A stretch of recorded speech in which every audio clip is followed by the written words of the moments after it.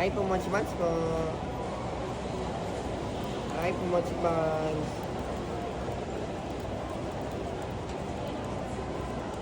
Hi po, Mochi Buns po. Hi po, Mochi Buns po. Hi sir, Mochi Buns. May mga palaman na yan sir. Pwede mo siyang hawakan para may idea din kayo palaman. Palaman siya sir. Tapos may palaman na yan sir. Hi ma'am, Mochi Buns po. Parang unan lang yan ma'am.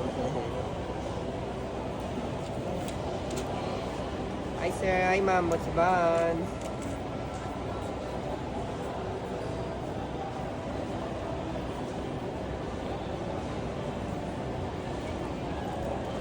Tsaga lang tayo, tawag-tawag ng iba.